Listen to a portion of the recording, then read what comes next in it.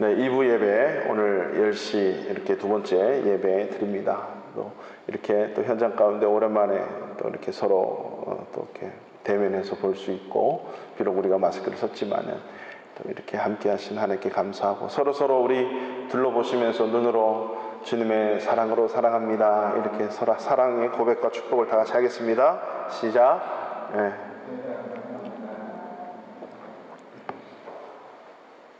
네, 마스크 끼고 찬양하고 기도하고 또 이렇게 한다는 게 쉽지는 않습니다. 우리가 끊임없이 또 기도하고, 또 이렇게 비록 이런 상황이지만 또 이 상황을 반드시 종식하실 또 하나님을 찬양하면서 끊임없이 우리가 기도하며 나아갈 수 있기를 바랍니다. 오늘 귀한 말씀을 통해서도 하나님께서 각자 심령에게 또 방송 앞에서 또 이 본당 현장에서 귀하게 말씀해 주시고 또 역사하실 줄로 믿습니다. 오늘 공식적인 부부주일은 아닙니다. 가정의 달에 부부주일이 있었으면 좋겠다 이렇게 생각을 해서, 첫째 주는 어린이주일, 또 어버이주일은 있는데 부부 참 중요한 가정의 소중한 가치가 시작되는 그 부부 이 주일이 있었으면 좋겠다 해서 오늘 이렇게 부부주일로 이렇게 써 놓았습니다. 부부의 날은 이번 주간에 세계 유엔에서 정한 날이 있어요. 부부의 날이라고, 그렇죠? 부부의 날 잘 보내시기를 바라고요. 우리가 부부, 남편과 아내 그러면 할 말은 참 많이 있습니다. 또 반면에 또 할 말이 없는 경우도 있어요.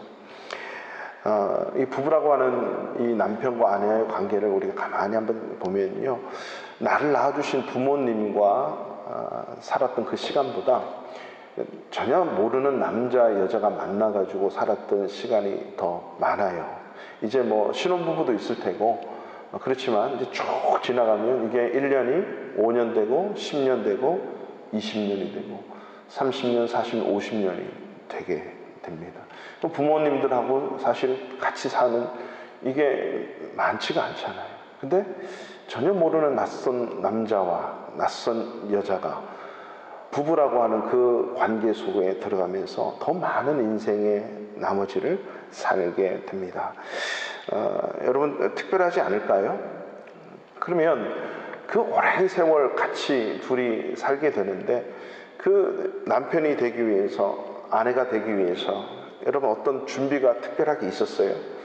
살림살이 준비하고 서로 이렇게 날 잡고 웨딩 촬영하고 이런 준비 말고요, 특별한 훈련이, 남편은 이래야 되고 아내는 이래야 되고 부부가 뭔지 이런 거에 대해서 좀 준비하고 배운 적이 있습니까? 군대에만 가더라도 저 때는 3년을 했지만 요즘에는 2년 조금 안 되는 기간인데, 그것만 해도 5주 6주 훈련을 받고 짝대기 하나 달거든요. 그 평생을 10년부터 50년 넘게 평생을 팥뿌리가 되도록 살아야 되는 이 부부가 그런 훈련 없이 그냥 어느 날 결혼한다는 것, 저도 이거 잘 몰랐는데 예수 믿고 이 목회자가 돼 보니까 너무나도 소중한 관계의 시작인데 너무나도 쉽게 시작하는 거예요. 그래서 결혼은 어떤 의식이 아니고, 결혼식은 반드시 결혼 예배로 틀어져야 돼요. 결혼 예배로, 결혼식이. 그래서 이 부부를 만드시고 가정을 만드시고 남편과 아내를 주신 하나님 앞에 감사함으로 찬양하고 영광 올려드리는 그 예배가 되어야 돼요. 그 주례는 누가 써야 돼요? 하나님이 세우신 종들이 주례자가 반드시 돼야 돼요. 하나님의 정권 대사를 잇고 목사님들이 주례사가 되어야 되는 거죠. 인류 최초의 주례사가 누굽니까? 인류 최초의 주례사, 창조주 하나님이 인류 최초의 주례사입니다. 에덴 동산의 하나님, 아담을 만들어 놓고 독처하는 것이 이게 보기가 좀 그래서 하나님이 갈빗대를 뽑아서 갈비뼈로 하와를 만드세요. 그리고 데려오시죠. 아담에게 이끌어 딱 왔는데 아담이 딱 보고 뭐라고 얘기합니까? 이는 내 살 중에 살, 뼈 중에 뼈, 이렇게 고백을 합니다. 이때 또 그렇게 얘기하죠. 창세기 1장 24절에 보면, 이러므로 남자가 부모를 떠나 그의 아내와 합하여 둘이 한 몸을 이룰지니라. 이 하나님이 아담과 하와를 향해서 주례를 하시는 거예요. 최초의 부부가 탄생되는 거지요. 자, 여러분, 요즘에 많은 연예인들 사이에도, 매스컴에도, 그리고 여러분 이렇게 보통 얘기되어지는 사회생활 속에서 하나의 질문들이 있다면 그거예요.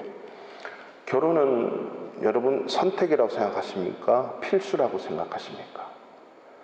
결혼이 선택인가 필수인가 그러면서 나와서 서로 얘기도 많이 하고 그러는데, 만약에 여러분들이 이런 질문을 받으시면 어떻게 대답을 하실래요? 오늘 같은 날에 이렇게 부부가 1부 예배 때는 다 떨어졌는데 2부 예배 때는 함께 붙어 계시는 부부가 계세요. 자, 붙어 계시는 부부, 결혼은 필수입니까 선택입니까? 한번 질문해 보세요. 서로에게. 시작. 자, 어떠세요?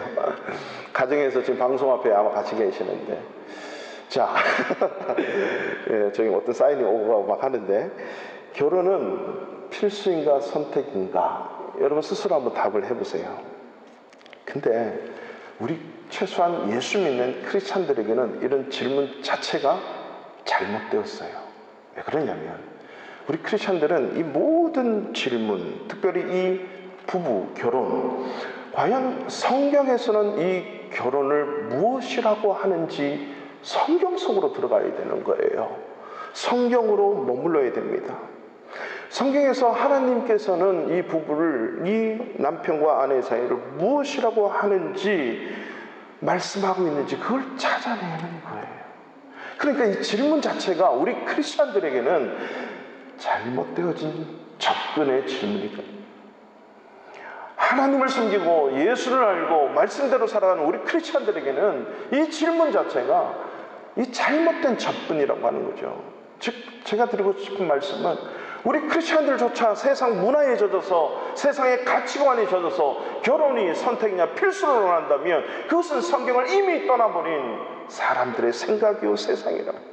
우리 크리스찬들은 어떻게 하면 이 결혼이 무엇인가, 성경에서는 무엇이라고 얘기하고 있는가 라고 성경으로 돌아와 성경에서 질문을 던져야 되는 거예요. 필수냐 선택이냐라고 하는 그런 프레임을 만들어가지고 덮어 씌우려고 하는 세상의 문화에 젖어 있는 것이 아니라, 결혼이라고 하는 그 본질적인 문제가 무엇인지를 우리는 성경을 통해서 들어가 봐야 되는 거예요. 그래야 해답이 있고 그 성경에서 솔루션을 찾는 거예요. 이게 성경적인 가치관을 세워져 가는 거고, 성경에서 말하는 세계관, 하나님의 관점에서 결혼을 보는 거죠. 그러면 아주 간단해요. 결혼은 하나님의 뜻입니다. 그 하나님의 뜻은 결혼을 하는 것도 하나님의 뜻이고 결혼을 하지 않는 것도 하나님의 뜻이에요. 성경에서 그렇게 말씀하고 있는 거예요. 결혼이 하는 것이 하나님의 뜻이다 그러면 이것은 모든 보편적인 아담과 하와 자체가 독신으로 살지 않았고 결혼으로 시작했다는 것은, 모든 이 땅에 태어난 인간은, 사람은 결혼을 해야만 되죠. 그러나 예수 그리스도께서 오셔서 이 이후에 오늘 사도 바울의 말씀들을 보면, 성경에 보면 혼자 하나님으로부터 은사를 받아서, 독신의 은사를 받아서 하나님의 복음과 주님의 나라를 위해서 그 모든 인생을 들여질 때, 나는 독처, 즉 혼자 독신으로 살아가는 것 또한 하나님으로부터 온다라고 얘기했어요. 그래서 사도 바울은 결혼을 했는지 안 했는지 성경에서 정확하게 말씀하고 있지 않다라고 하는 것이 오늘날 모든 성경 신학자들의 얘기입니다. 그 이유인즉슨 바리새인이라면 반드시 결혼을 해야만 됩니다. 그러나 또 성경에서는 바울은 혼자 지냈다라고 말씀하고 있어요. 나와 같이 혼자 되는 것, 독신이거든요. 자, 그러면 부부가 아무리 결혼을 해서 남남으로 살면, 결혼을 했는데 죄짓고 살면, 하나님 말씀대로 살지 않고 죄짓고 살면 그것은 하나님의 뜻이 아니지요. 결혼한 것은 하나님의 뜻인데 살아가는 게 하나님을 벗어났어요. 성경적으로 살지 않아요. 또 독신을 하고 하나님의 뜻으로 믿고 살았는데 모든 죄를 다 져요. 혼자 살면서. 그거는 하나님의 뜻이 또 아니에요. 우리는 늘 항상 모든 상황과 모든 질문들을 성경으로 돌아와야 된다는 거죠. 성경에서는 무엇을 말씀하고 있는가? 오늘 우리가 읽었던 그 본문 말씀이 바로 하나님의 그 말씀을 이어받아서 사도 바울도 마치 주례사처럼 그 하나님께서 하신 같은 말씀을 에베소 교회 성도들에게 증거하고 있습니다. 그 본문이 오늘 아내와 남편, 부부에 대하여 말씀하고 있다는 거죠. 가정에 따르면 늘 단골 메뉴처럼 오늘 이 예배 시간에 말씀되어지는 본문이 바로 오늘의 본문입니다. 이 본문이 우리에게 늘 필요한 이유가 무엇입니까? 예수 믿는 저와 여러분, 우리 크리스찬들의 신앙의 본질을 여기서 말하고 있습니다. 부부의 본질, 아내의 본질, 남편의 본질, 가정의 본질을 여기서 말씀하고 있기 때문입니다. 이 본질을 올바로 알 때 우리의 삶은 하나님이 의도하신, 하나님의 뜻하신 목적에 올바로 살아낼 수가 있고 진정한 하나님의 행복을 맛볼 수 있기 때문입니다. 코로나19의 사태를 보내면서 제가 늘 말씀드리는 것, 요즘 같은 시대는 본질이 무엇인가 집중하지 안 됩니다. 그동안 우리가 힘있게 달려왔던 수많은 과거들을 돌아보면서 무엇을 붙들고 올바로 살아야 되는 그 가치의 기준을 많이 말해주고 있지 않습니까? 앞으로 교회 생활도 어떻게 변화될지 몰라요. 신앙생활이 어떻게 변화될지도 몰라. 경제, 사회, 문화, 교육, 모든 삶의 구석구석이 이 코로나19 사태로 말미암아 우리의 삶을 바꾸고 스타일을 변화시켜 나가고 있습니다. 모든 분야가. 우리의 예배 생활, 신앙생활이라는 것 또한 어떤 영향력을 줄 수 있을지 모릅니다. 그럼에도 불구하고 변하지 않는, 변치 않는, 영원히 변치 않는 하나님의 말씀으로 돌아온다는 것은 하나님이 이 상황 속에서 무엇을 말씀하시고 무엇을 의도하시는지를 올바로 알아내는 것, 그는 말씀으로 돌아가지 않으면 우리가 알 수 없습니다. 그렇기 때문에 늘 우리는 본질을 붙들어야 됩니다. 앞으로 어떤 상황을 만나도, 어떤 환경을 만나도, 코로나20이 나타나고 코로나21이 나타나고 22가 나타난다면 그 이상의 어떤 무엇이 나타나도 변함없는 하나님의 목적과 의도를 붙드는 것, 그 본질을 붙들어야 우리는 그러한 세상 속에 영향력 받지 않고 하나님의 말씀으로 당당하게 이 땅을 정복하고 다스리며 살아낼 수 있기 때문입니다. 저는 오랜 시간 동안 운동선수를 하지 않았지만요, 운동할 때마다, 선수로 있을 때마다 감독님이, 제가 어릴 때 운동선수를 하든 뭐 짧게 운동선수를 하든 감독님이 저를, 뭐 저뿐만 아니죠, 운동선수들 그 팀들 다 보고 뭔가 이상하면 항상 지시하는 게 있었어요. 야, 김성수 뛰어, 누구 뛰어, 이 말 한마디 하면 말없이 그냥 내려놓고, 자기가 던지는 글러브도 내려놓고 라켓도 내려놓고 다 내려놓고 그냥 운동장을 뛰어야만 돼요. 어떤 데 저는 하루 종일 밥 먹고, 아침 먹고 4시간 뛰고, 점심 먹고 4시간 뛰고, 저녁에 밥 먹고 집에 갔어요. 아무것도 실전을 행할 수가 없었어요. 감독님의 의도가 있는 거예요. 왜? 모든 운동선수, 운동의 기초는 요즘 뭐 앉아서 하는 이것도 스포츠라고 얘기하는데 이 스포츠라 그래서, 아무튼 모든 운동의 기본은 달리기예요. 달리기. 뛰는 거예요. 그래서 허리에다가 타이어를 메고 뛰기도 하고, 여기다가 모래주머니를 달고 뛰기도 하고, 뒤로 뛰기도 하고, 옆으로 뛰기도 하고, 그 뛰면서 그 기본을 잡아가는 거예요. 그 본질을 붙잡아가는 거죠. 기초를 다져가는 거죠. 그래야 효과가 있고 힘이 생기는 거죠. 마찬가지예요. 우리가 성경에서 특별히 하나님께서 만들어주신 이 가정, 이 부부, 아내와 남편, 이 본질적인 성경에 머물지 못하면, 툭하면 세상 사람들 보세요. 이혼하자, 돌아서자, 때로는 말도 안 하고, 아니면 갈라서고, 아니면 각방 쓰면서 각자의 성격대로 그냥 이렇게 관계 만들어가면서 사는 것. 여러분, 이혼 사유 중에 가장 높은 이유가 뭔지 아십니까? 잘 아시죠? 성격 차이입니다. 40% 후반대에서 50% 거의 근데 나머지도 다 성격 차이예요, 거의. 근데 하나님은 그렇게 성격 차이 나도록 일부러 만드셨어요.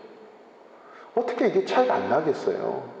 여자라고 하는 신체와 남자라고 하는 신체 자체가 다른데 이게 성격이 차이 날 수밖에 없거든요. 그래서 하나님은 맞추라라고, 맞추어야 된다. 맞추기 싫거든요. 그래서 성격 차이가 나기 때문에 그 차이를 인정하면서 갈라서든 그냥 그렇게 살든 체념하고. 근데 하나님이 그렇게 하려고 우리 부부를 만들어 놓고 가정을 시작하게 하셨나? 아니라고 하는 것입니다. 보통 세상 사람들의 부부의 형태들은 여러 가지가 있지만 4가지로 볼 수 있어요. 첫 번째는 주인과 종의 관계예요. 부부 사이인데. 그래서 어느 한쪽이 상대방의 배우자를 소유하려고 해요. 우리나라 같은 경우는 예전에 가부장적 그런 사상들이 많이 있었잖아요. 남존여비의 사상이라고 그러고 어디 여자 어디 뭐 이러면서. 근데 이거는 잘못된 우리나라의 문화였지요. 성경에서 뭐라고 합니까? 하나님이 혼자 사는 독처하는 것이 이게 안 좋아 보이는 거거든요. 그래서 하나님이 돕는 배필로 만들어줬는데 그 돕는 배필이 남편이 내가 필요할 때 쓰는 게 아니라고 하는 거예요. 내가 필요할 때가 아니고 내가 필요할 때 쓰는 게 아닌 돕는 배필은. 그 돕는 배필은 아담이 봤을 때 뼈 중에 뼈, 살 중에 살이라고 하는 최고 극찬에 칭찬할 정도로의 완벽한 자예요. 그렇게 주셨는데 어떻게 주인과 종의 관계가 될 수 있냔 말이죠. 두 번째는 주관자와 보완자의 관계로 부부 생활을 하는 부부가 있다는 겁니다. 주인과 종의 관계는 아니지만 한쪽이 주관자의 역할을 하고 또 한쪽은 열등해요. 그래서 상대방의 배우자를 조정하려고 하는 거죠. 요즘같이 이제 아내들이 사회활동 많이 하고 아내분들이 어떤 그 약간 기업들의 그 리더도 있고 남편이 집에서 모든 가사일을 하는 남편들도 있더라고요. 보통 이제 남자들이 돈 벌어주고 돈 벌어서 가정 지키고 그리고 그렇게 하는 관계일 수 있죠. 그게 정상이에요. 근데 이것을 꼭 주관자와 보완자로 보는 거예요. 흔하게 우리가 옛날에 했던 말들이 있습니다. 남편들이 아침 일찍 출근하고 저녁 늦게 들어오는 그런 일들이 계속 되다 보면 아이들을 남편들은 잘 볼 수가 없어요. 그래서 아이들이 조금 버릇없이 행하면 누구를 혼냅니까? 자기 아내를 혼내요. 집에서 애들 교육을 어떻게 시키나 라고 하는 이 옛날 어르신들의 말들 혹시 들어보셨어요? 이 성경에서 많이 어긋나는 그런 얘기들이죠. 성경에서 말하는 건 아이 자녀 교육은 아빠가 시켜야 돼요.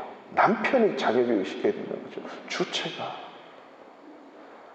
남편이 아빠가 안 되면 힘든 거예요. 그래서 거기에 돕는 아내의 배필에 돕는 배필로서의 역할을 함께 감당하는 것.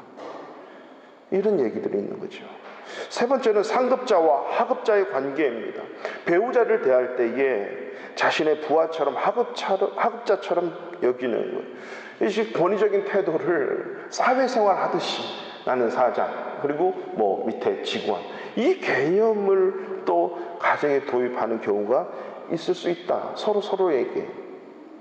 그리고 보통 이 네 번째는 동등한 동반자의 관계라고 하는데 이 동등한 동반자의 관계는요 위에 세 가지의 이질적인 관계를 극복하기 위해서 평등하면서 동등한 관계로 부부의 역할을 만들어 가자 이렇게 얘기하는 거예요. 근데 이 관계도 시간이 흐르면요 서로 의존적이거나 상호 보완적인 관계가 돼요. 그래서 이 기존의 어떤 부부의 문제를 해결하기보다는 또 다른 어떤 문제를 발생시키는 요소가 될 수 있습니다. 남자 여자는요 말씀드렸듯이 이 신체적 기관이 다른 것처럼 남편과 아내가 그 역할이 절대 동등할 수 없다라고 하는 것입니다. 여보 오늘 내년에는 내가 둘째를 낳아야겠어 하고 남편이 그렇게 말한다면 좀 이상한 것 아닙니까? 아내가 아이를 가지는 거예요. 9month를 뱃속에 들어서 아이를 출산하는 것은 여자의 일입니다. 남자는 수고하는 거죠. 그 일이 잘 이루어질 수 있도록 땀을 흘리면서 그 일을 돕는 배필로서 아내를 잘 돕는 역할을 하는 게 남편의 일이고요. 이게 역할이 다르기 때문에 그 역할이 동등할 수 없다라고 하는 거예요. 아마 오늘 2부 예배 드리는 우리 성도님들은 이러한 부부 관계가 없을 줄로 저는 믿어요. 많은 경우 우리가 부부로 이렇게 만난 사이들 얘기 들어보면 교회 오빠, 뭐 동생, 교회 친구, 뭐 요즘에는 뭐 교회 누나도 많고요. 동생으로 만나거나 교회 속에서 청년 뭐 자매 형제로 만나거나 또 믿지 않았을 때는 선후배로 소개를 받든지 선후배로 만나든지 CC든지 CCC든지 또 선을 보고 아니면 대시를 해가지고 그렇게 만나든지 그저 여러 가지 모양으로 우리는 남편과 아내가 되는 그 부부관계가 성립이 돼요. 저 같은 경우도 전도사 1호봉 때 한 여인을 필연적으로 전도서와 자매로 이렇게 만났어요. 자, 그 만나는 순간부터 이제 부부가 되는데, 만나는 순간부터 부부가 되는 게 아니고 결혼식 하면서부터 부부가 되는데, 이제 부부가 되면 그때부터는 호칭이 바뀌어요. 오빠 동생, 누나 동생, 야자 이게 아니고 누구씨가 아니고 남편, 아내, 그 여보, 당신이라고 하는 이 부부라고 하는 관계 속으로 들어가야만 된다라고 하는 것입니다. 결혼해도 늘 오빠 동생 하면, 결혼해도 늘 야자 친구 하면 그거는 부부 관계가 아니고 그냥 동생과 또 형, 뭐 오빠 뭐 이런 관계가 되는 거죠. 친구 관계가 아니에요. 이제는 남편과 부부, 남편과 아내 부부 관계라고 하는 것입니다.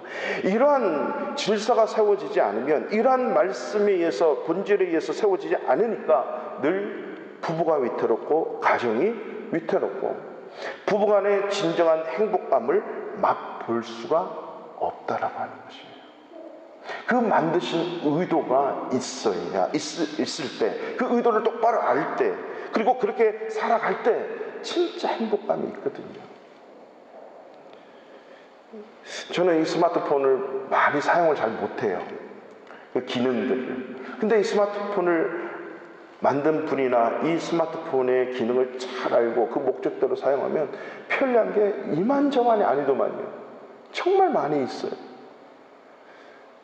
근데 스마트폰을 그냥 통화 받고 통화 내리고 그냥 글 읽고 하는 성도로 끝나는 사람과 모든 기능을 생활에 전반적으로 사용하는 사람과는 이 스마트폰이 주는 편리함, 원래의 목적을 누릴 수 있는 거예요. 부부도 마찬가지예요.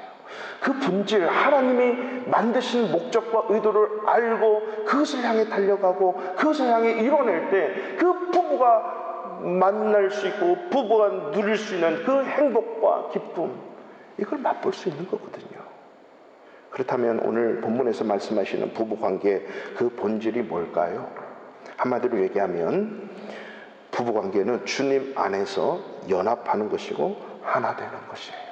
자, 31절 다 같이 읽겠습니다. 31절입니다. 시작. 그러므로 사람이 부모를 떠나 아멘.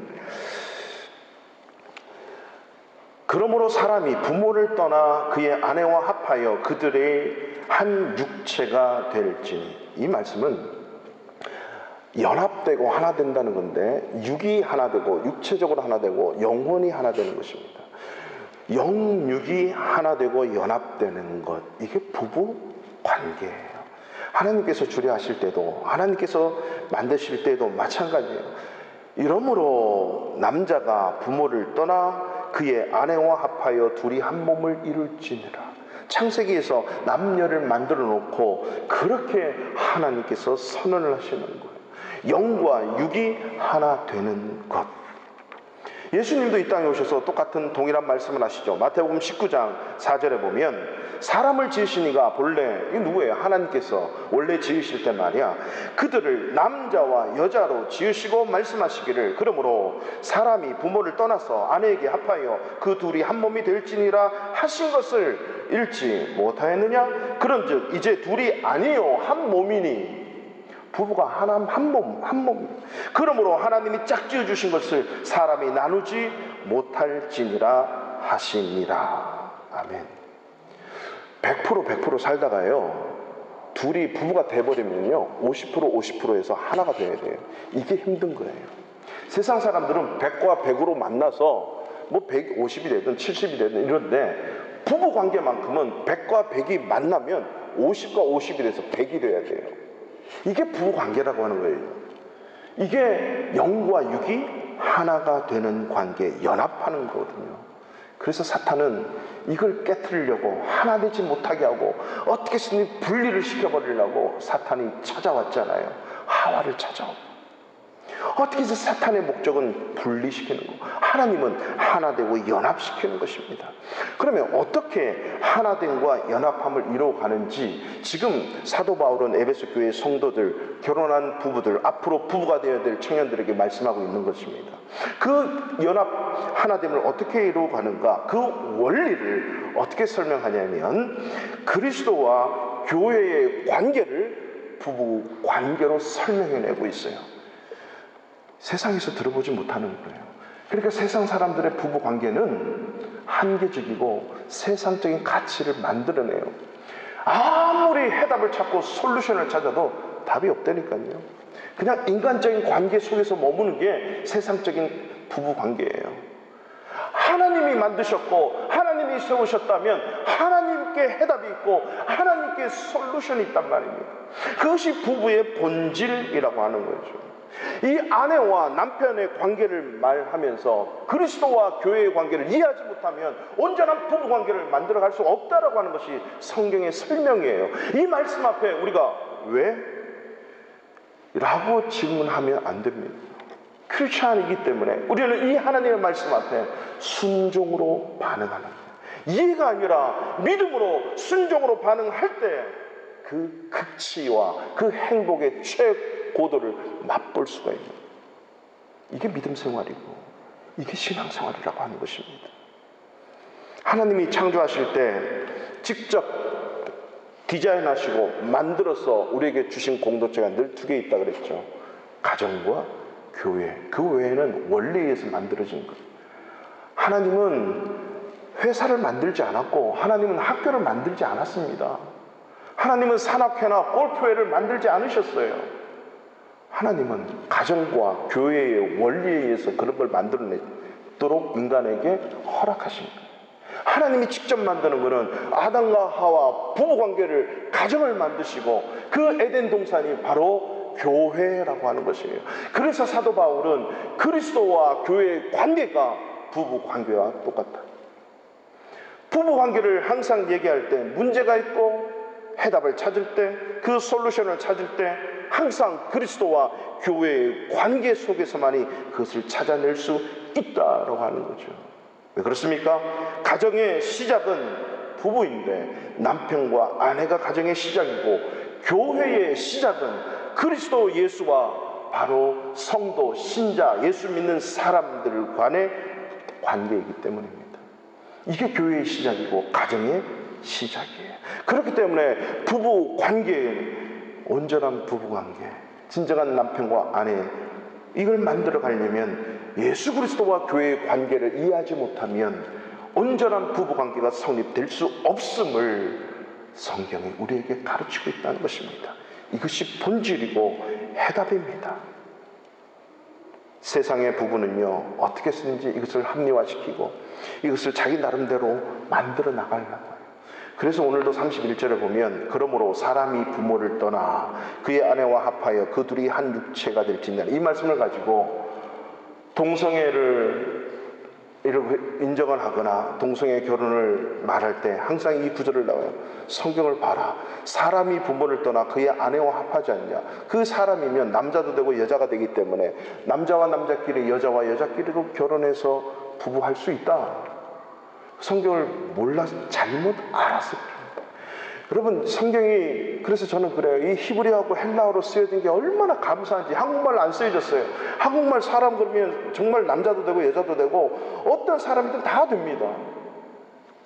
근데 이 헬라어 히브리는요, 모든 단어에 성이 있어요. 성이.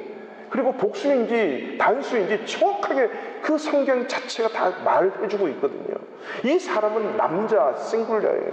아내 여자 싱글러. 한 남자와 한 여자가 만나는 이것을 부부 둘이 한 몸 한 육체 되라, 연합해라, 하나 되라. 이게 남편과 아내다라고 하는 것입니다.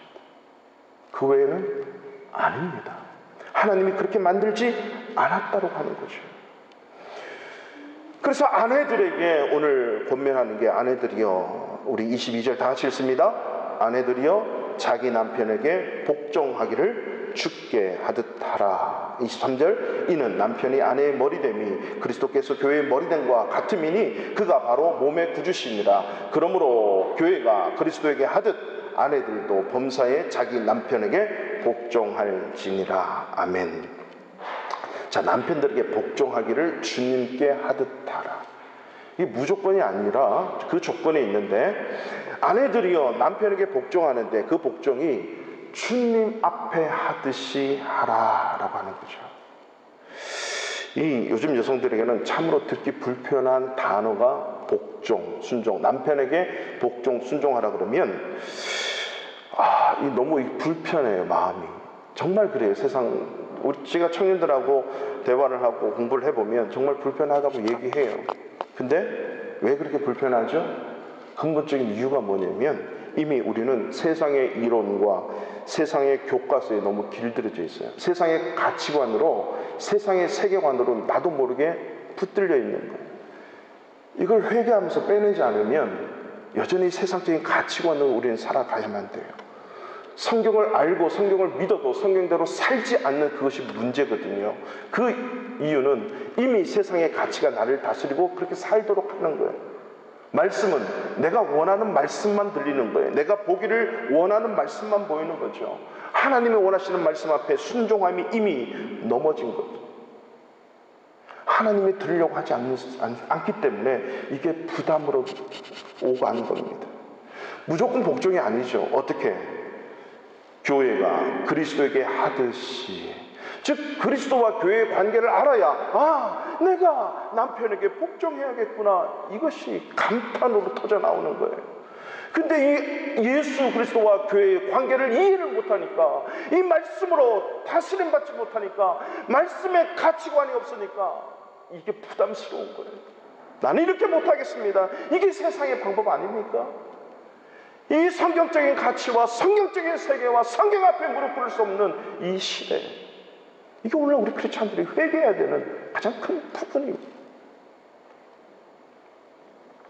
교회가 예수님께 순종하듯이, 교회라고 하는 것은 예수님 피값으로 사신 교회, 공동체, 모임이에요. 그러면 그 피값 앞에, 그 예수님 앞에, 머리시고 몸 대신 예수님 앞에 그저 그렇게 순종하는 것, 그냥 엎드리는 모습 자체가 성도이고 교회라고 하는 거죠. 예수 그리스도가 교회의 머리가 되듯이 남편은 아내의 머리라고 하는 거예요. 남편이 아내의 머리다 그랬는데, 그렇게 얘기했더니 어떤 분이 그렇게 말씀했어요. 목사님, 남편이 저의 머리인데요, 저는 남편의 목이에요. 이 머리는 항상 목이 움직여야 머리가 움직이잖아요. 그래서 나는 목이라고. 여러분 혹시 그런 분 계세요? 뭐 틀린 말은 아닙니다만 그 의미는 그런 의미가 아니라 질서와 권위의 문제, 이것을 누가 세우셨어요? 하나님이 세우신 거예요. 고린도 11장에 보면 사도 바울이 고린도 교회에다가 교회 예배 속에서 여자의 역할, 복장을 얘기하면서 뭐라고 한마디 합니다. 고린도서 11장 3절에 보면, 나는 너희가 알기를 원하노니 각 남자의 머리는 그리스도요 여자의 머리는 남자요 그리스도의 머리는 하나님이시라. 이걸 똑바로 배열을 하면 여자의 머리는 남자예요. 그리고 남자의 머리는 그리스도고 그리스도의 머리는 하나님. 이 무슨 말을 하려고 하는 겁니까? 하나님께서 세우신 그 질서대로 따라가 사는 것, 이게 중요하다는 거죠. 하나님이 세우신 그 질서가 있어요. 피조물이 창조물을 대항하려고 하는 그 자체가 하나님을 거역하는 거잖아요. 하나님과 같이 되려고 하는 그 마음이 피조물로서의 질서를 깨트려 버리는 겁니다. 하나님께 도전하는 거잖아요. 그런 것처럼 창조주 하나님만이 피조물을 향해서 세우신 그 질서와 권위 아래 들어가는 것, 그것이 남편과 아내의 관계다라고 하는 거죠. 그게 상하 복종이나 주종 관계나 아니면 내가 지배하고 다스림받는 그런 관계가 아니라고 하는 겁니다. 권위와 질서, 하나님이 만드신 그 역할입니다. 이거는 동등이 아니라 이게 진정한 평등의 역할 분담이라고 하는 것입니다. 그래서 24절에 이렇게 얘기하죠. 보십시오. 24절에 그러므로 교회가 그리스도에게 하듯 아내들도 범사에 모든 일에 누구 남편? 남의 남편이 아니고 누구 남편? 자기 남편에게 복종해요. 이 관계는 1대1의 관계 속에서만이 되어지는 거예요. 아내들이 다른 남자에게 복종하지 않아요. 아내들이 다른 남편들에게 복종하지 않고 자기 남편이에요. 왜? 하나님이 나에게 주신 자이기 때문에 머리로서 그렇게 모든 일에 복종하는 거죠. 자, 여기서 한 가지 더 우리가 좀 들어가야 됩니다. 이 복종하고 순종은 의미가 좀 다릅니다. 요즘 이제 배우신 분들은 아시겠지만 복종은 자세와 태도의 문제입니다. 권위와 질서의 문제죠. 그 말에 따르고 안 따르고 하는 것은 순종의 문제입니다. 순종은 복종을 포함해서 그 말에 따르는 거예요. 복종은 태도와 자세의 문제라고 하는 것입니다. 즉 돕는 배필은 이 순종으로 잘 이어질 수 있도록 복종의 태도를 취해야 되는 것입니다. 그러니까 한번 보세요. 남편이 그리스도처럼 하지 못하는데 교회는 그리스도이기 때문에 순종이 되죠. 근데 내 머리인 남편은 그리스도처럼 하지 못하는데 어떻게 내가 거기에 복종하고 순종할 수 있겠습니까? 맞는 말 맞습니까? 맞지요. 그리스도가 아닌데, 즉 이 말은 그 남자의 머리인 그리스도께 이 남자가 순종할 수 있도록, 복종할 수 있도록 이 아내가 돕는 배필로서 범사에 자기 남편에게 복종해야 되는 거예요. 아내가 예수님의 모습이 안 보이면 남편이 변화되기 힘듭니다. 아내에게 예수님의 모습이 있어야 돼요. 이 아내가 그리스도께 우리 남편이 순종할 수 있는 나의 복종이 있어야 이 남편이 그리스도께 복종하는 거예요. 이거는 아내의 역할이에요. 남편인 제가 우리 아내에게 강요할 수 있는 부분이 아니란 말입니다. 이거는 하나님께서 주신 말씀의 질서입니다. 예수 그리스도처럼 역할을 안 하는데 순종이 나올 수가 없죠. 그래서 성경은 복종하라는 거예요. 자세와 태도를 가지고 우리의 남편이 그리스도께 복종과 순종이 있도록 나는 복종하는 거예요. 남편 말에 복종한다고 예를 들어 예수 믿지 마 이렇게 하면 어떻게 됩니까? 네, 이거는 아닙니다. 이거는 복종이 아니에요. 주님이 남편의 머리 대신 하나님의 말씀을 듣는데 그 하나님이 세우신 남편에게 태도와 자세와 질서와 권위 문제 속에 복종하는 거죠. 순종은 하나님의 세우신 그 뜻만 따르는 거예요. 그 외에는 아닙니다. 사탄이 나타나서 하와를 꼬드깁니다. 저는 잘 생각을 안 했는데요. 말씀 준비하면서 사탄이 하와에게 꼬실 때 어떻게 했을까? 그 말투가 좀 어땠을까? 달콤했을까? 명령했을까? 화냈을까? 그 위험 중에 안 하면 죽는다 막 협박했을까? 그리고 이 아내가 따먹고 남편 아담에게 권유를 해요. 이때 또 아내의 말투는 어땠을까? 여보, 한번 먹어봅시다. 뭐 이랬던 상의를 했던가? 아니면 뭐 이렇게 아주 아름다운 말로 이렇게 코맹맹이 소리로 한번 먹자고 이렇게 했던가? 아니면 막 화를 내면서 막 입을 열고 집어넣었던가? 여러 가지 상황이 있을 수 있는데 성경은 뭐 그런 얘기를 하지 않잖아요. 아무튼 남편이 그 말을 들을 정도로 이 하와는 남편을 어떻게 설득을 하는 거예요. 돕는 배필은 배필인데 잘못된 길로 돕는 배필이 되어버렸어요. 부부 도박단처럼. 그렇다면 이걸 역설적으로 하나님 앞에 순종할 수 있도록 돕는 배필로서의 이 아내가 필요한 거죠. 충분히 할 수 있다. 선악과를 따먹게 하는 그 돕는 배필로서의 하와가 존재한다면 하나님을 붙들고 달려갈 수 있도록 이 아내가 만들 수 있다. 이게 돕는 배필이에요. 이게 에벤 에셀 헬퍼 성령님께서 갖고 계시는 힘이라고 하는 거죠. 이게 아내의 역할입니다. 하나님이 세우신 권위가 있기 때문에 우리 남편의 머리는 아내가 아니고 우리 남편의 머리는 그리스도이고 하나님이기 때문에 그 말씀에 순종해서 돕는 배필로서의 삶을 살아낼 수 있다. 두 번째, 남편들아 25절을 보세요. 아내 사랑하기를 그리스도께서 교회를 사랑하시고 그 교회를 위하여 자신을 주심같이 하라. 동일하게 이 남편들에게도 명령하기를 그냥 세상의 법칙이 이렇고 네가 남자니까 이런 개념이 아니라 그리스도께서 교회를 위해서 어떤 일을 한 줄 아니? 남편들이 자기 아내 사랑하는 것을 예수 그리스도가 교회를 사랑하는 것처럼 사랑하는 거예요. 여러분, 여기 사랑은 어떤 사랑이냐면 아가페예요. 그냥 일반적인 스토르게 에로스, 필레아 사랑이 아니고 이 아가페 사랑인데요. 이 아가페 사랑의 특징이 있어요. 나는 아파. 나는 고통스러워. 나는 희생해야 돼요. 나는 헌신해야 돼요. 근데 희한하게 이 희생과 헌신을 받아든 상대방은 너무 기쁜데 그 기쁨을 보면 내 기쁨이 더 커져요. 느껴보셨어요? 여러분, 자녀들이 힘들고 어렵고 고통 가운데 있다가 이 아빠 엄마의 헌신을 통해서 자녀들이 회복되면 여러분 얼마나 기쁘고 즐거워요. 자녀가 안 아팠으면 좋겠잖아.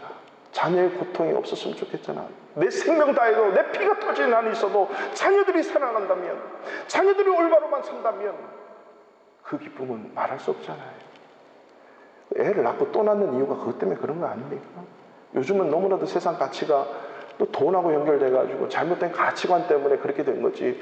원래 어르신들은 낳고 또 낳고 또 낳고 또 낳아요. 그 고통이 있으면서도 낳아놓으면 좋거든요. 왜 그럴까요? 이게 아가페의 사랑이에요. 예수님이 교회를 향해서 핏값으로 그 교회를 세우신 거예요. 베드로가 예수를 부정하고 예수를 욕하고 도망간다 할지라도 그래도 내 양을 먹여. 그 베드로가 회복되고 그 베드로가 교회를 위해서 순교하는 모습을 보고 그 스테판이 순교하는 그 모습을 보고 하나님은 하늘에서 너무나도 영광스러운 것, 그 예수님의 십자가는 너무나도 영광스러운 십자가 되어버리고 만 거죠. 왜? 교회를 위해 헌신하고 희생하니까. 마치 그리스도가 교회를 위해서 그렇게 자기 몸을 찢고 피를 흘려 교회를 사랑한 같이 남자들은 여자를 무조건적으로 희생적으로 피 터지는 한이 있어도 사랑해야 돼요. 그래서 하와를 흙에서 만들지 않고 가장 소중한 이 갈비뼈에서 만들어냈어요. 이게 그리스도께서 교회를 사랑하고 같이 하라는, 이거는 서로가 요구할 수 있는 관계가 아닙니다. 이것을 그래서 32절에 뭐라고 얘기합니까? 이 비밀이 그도다. 나는 그리스도와 교회에 대하여 말하노라. 부부관계, 남편과 아내의 모든 솔루션, 문제, 교회와 그리스도와 교회에 대해서 얘기하지 않으면 부부관계 말할 수 없다는 거예요. 이게 부부, 남편, 아내, 가정을 만드신 하나님의 본질이에요. 말씀이에요. 이 말씀 앞에 왜가 아니라 아멘이죠. 네, 그렇게 하겠습니다. 근데 하와는 자기의 요구를 집어넣으려고 했던 거죠. 너도 먹어야 우리가 다 똑같이 하나님이 되는 거야. 필요는 그 아담의 머리이신 하나님을 볼 수 있도록 그 필요를 채워줘야 되는데 그걸 채우지 못하고 자기의 요구를 들어달라고 그 남편을 흔들기 시작하는, 그때부터 문제가 발생하는 거죠. 이거는 하나님 말씀 앞에 각자가 순종할 때 이 놀라운 비밀의 은혜가 우리 가운데 차고도 넘쳐서 이 세상에서 맛볼 수 없는 가장 행복과 기쁨과 희열이 그 부부관계를 통해서 육체와 영혼이 하나 되는 순간에 우리에게 주어주신 하신 하나님의 영광이고 기쁨이 부부로부터 시작되는 거예요. 이해의 문제가 아니라 우리 크리스천들은 하나님의 말씀을 믿는 믿음의 문제요, 순종의 문제라고 하는 것입니다.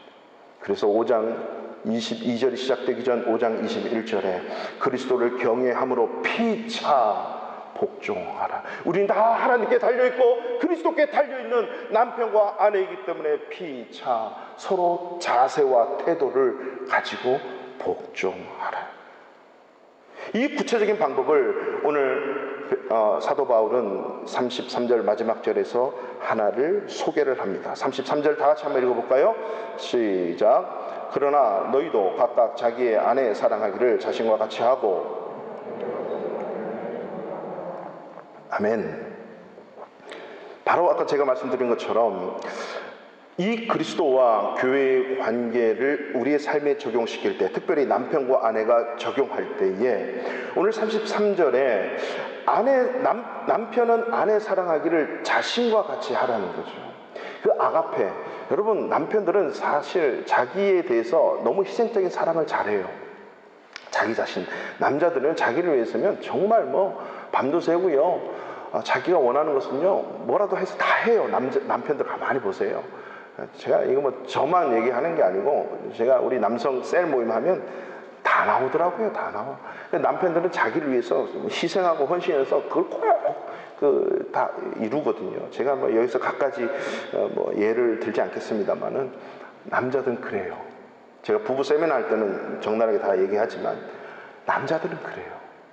그래서 자기 자신을 아가페 하듯이 아내를 아가페 하고, 그 다음에 아내도 자기 남편을 어떻게 하라는 거예요? 존경을.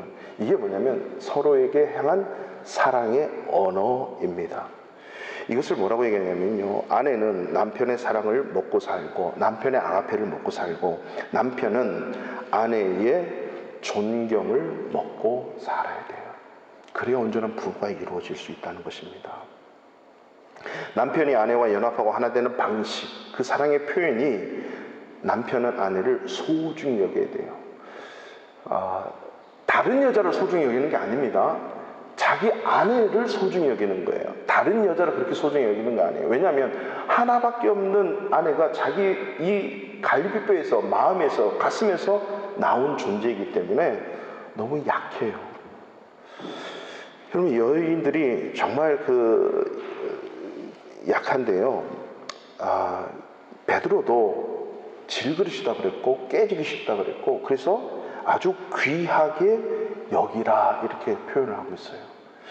영적으로도 육적으로도 약하고 정신적으로도 연약한 게 누구예요? 아내들입니다. 여러분 혹시 주례하셨던 주례사 목사님이시던 예수 믿기 전에 주례하셨던 그분들의 그 주례사를 혹시 기억하십니까? 우리 집사님? 주례사 기억하시는 분들 계실 거예요. 저는 분명히 기억납니다. 저는 결혼식 2시간 넘게 결혼식했어요. 특송만 3팀이 나와서 특송을 했어요. 그 겨울에. 정말 죽는 줄 알았습니다. 결혼식이 이거 예배를 드렸는데, 아무튼 2시간이 넘는 결혼식을 했는데요, 그 주례 목사님의 주례 내용은 간단했습니다. 평생 기억을 해요. 첫 번째 사랑하라, 두 번째 기도하라, 세 번째 친절하라. 서로. 근데 사랑하고 기도는 조금씩 이게 하려고 하고 되는 것 같은데, 구체적인 게 이 친절하라, 이게 잘 안 돼요. 이게 말 한마디 친절하다가도 제가 화나면 이 친절한 말이 잘 안 나가. 중요한 사건인데 이게 또 친절하지가 않아. 그래서 아내가 늘 이렇게 상처받는 경우가 있어요. 지금까지도 숫자야. 이게 잘 안 되더라고 하는 거죠. 그 남자들의 어떻게 보면 이런 어떤 습성 중에 하나이거든요. 왜? 강하기 때문에 그 말로서도 강하게 나타나면 아내들은 그냥 확 상처받거든요. 그 남자들이 이 말을 좀 유순하고 좀 친절하게 해야 돼요. 그래서 TV 프로에도 그 임상 실험을 한 게 있는데, 그 운전교습 받을 때 아내들이 면허증 땄어. 남편에게 절대 받지 말라 그러잖아요. 근데 TV 실험에서 했어요. 정말 하니까 100이면 100 다 안 해. 근데 내가 죽어도 당신한테는 운전 안 배운다 이러는 거죠. 그리고 다 돈 주고 아주 친절한 강사님에게 바카스도 사드리면서 주스도 사주면서 친절한 말 한마디에 운전을 교습을 하는 게 세상의 방식이래. 근데 이 남편에게 요구를 했어요. 절대 반말하지 말고 존댓말, 그것도 했습니다, 하시겠습니까? 이렇게 아주 공손하게 아내에게 아내처럼 여기지 말고 옆집 여인처럼, 다른 여자인처럼 생각하고 교습을 해라. 100% 성공. 이 말은 무슨 얘기일까요?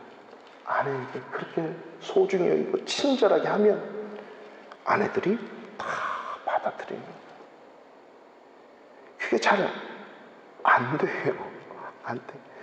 그래서 제가 아까 말씀드린 거예요. 사탄이 하와를 유혹할 때, 하와가 아담을 유혹할 때 어떤 말투를 사용했을까? 남편이 아내에게 사랑하는 방식, 소중히 여기는 거예요. 소중히 깨지지 않도록. 두 번째, 아내가 남편하고 연합하고 하나 되는 방식은, 사랑하는 방식은요, 존경이에요. 아내는 어떤 일이 있어도 남편을 존중할 줄 알아야 되는 거죠. 나의 남편이기 때문에 남의 집 남편은 존중 안 해도 되고 그냥 온전히 인격적으로 대우해 주면 되는 거죠. 나의 남자이기 때문에. 나의 머리로 인정해 주는 게 존경입니다. 그러니까 남편이 어떤 결정을 하더라도 일단은 수용을 하는 거죠. 수용을 해와서 이게 하나님의 뜻인지 아닌지, 머리 대신 하나님으로부터 왔는지 아닌지 이거를 돕는 배필로서 생각을 할 줄 알아야 돼요, 아내들은. 그래서 만약에 따라야 되는 거면 복종의 태도로 따르면 안 되도록 도와야 되고, 만약에 따라야 된다면 아멘하고 순종하고 복종하고 따르면 되는 거예요. 이게 존경이에요. 왜냐하면 남자는 그렇게 만들어 놨어요. 만약에 여자가 와, 내 살 중에 살이요 뼈 중에 뼈다라고 여자가 하와가 아담에게 얘기하지 않았단 말이죠. 남자가 그렇게 얘기할 수 있는 것은 자신감이거든요. 그리고 나는 당신의 갈비뼈입니다 이렇게 들어올 때 이게 이제 아내들이 하는 거죠. 이게 뭐예요? 인정하는 거, 수용하는 것. 맞습니다, 나는 당신의 살 중에 살이요 뼈 중에 뼈입니다 라고 동의하는 것. 이게 뭡니까? 존경이고 존중입니다. 에스더 보면 아수르 왕이 자기 와스디, 그 아주 아름다운 여자예요. 이 와스디가 물론 그 이란 페르시아의 그 기준에서 아주 아름다운 여인이에요. 그래서 이 와스디를 좀 자랑하려고 잔치에 나오라 그랬잖아요. 근데 어떻습니까? 나오라 그랬는데 내가 왜 자꾸 나가? 왕비가 너무 교만하니까 안 나갔어요. 그 이튿날로 폐위. 이게 무슨 말이에요? 나가기 싫어도 어떤 수를 써서라도 안 나가도록 돕도록 하면 돼. 그런 지혜가 이 아내들에게는 있는데 그 지혜를 사용하지 않는 거죠.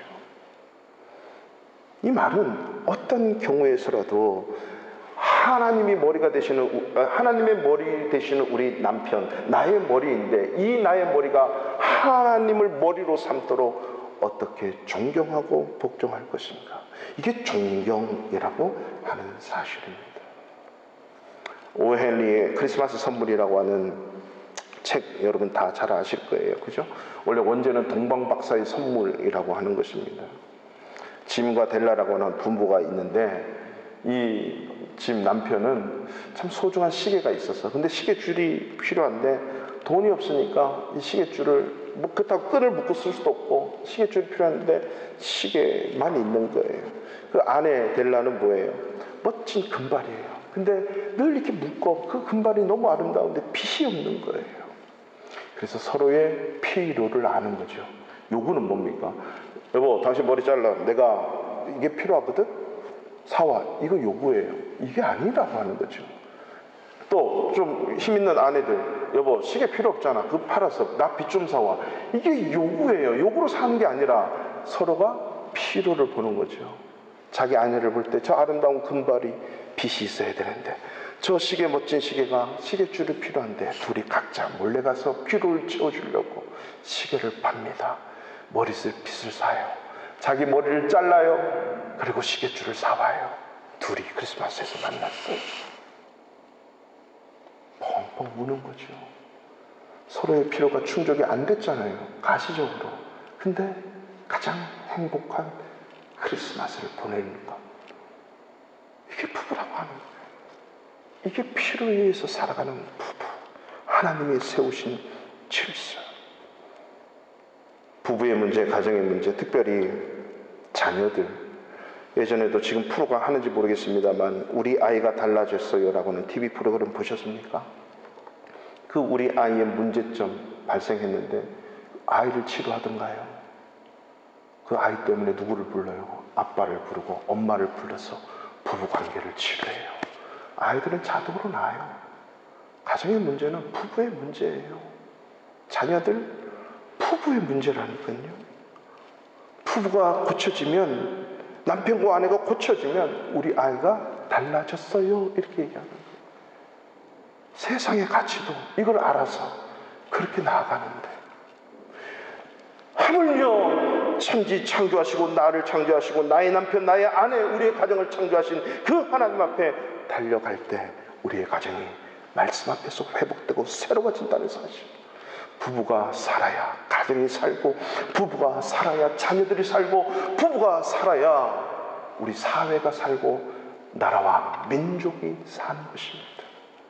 오늘부터라도 하나님, 이해가 아니라 이 말씀 앞에 본질이라면 이 본질 앞에 서로 스스로 이 본질 앞에 순종하겠습니다라고 하는, 그래서 하나님께서 부부를 통해서 이 땅을 정복하고 다스리기를 원하는 그 사명을 이루기 위해서 내가 서 있는 이곳에서 뭔가 큰 일을 이루려고 뭔가 나타내려고 하는 것이 아니라 부부가 먼저 하나님 앞에 받은 이 사명을 감당함으로 성경적 가정이 세워지도록 하기 위한 이 사명을 감당할 때 이 세상이 하나님의 뜻을 이루어가는 하나님의 나라로 되어진다는 사실을 알고 이 말씀 앞에 순종하여 멋지고 아름답고 행복한 부부 가정이 회복되기를 주님의 이름으로 축원합니다. 우리 그 자리에 다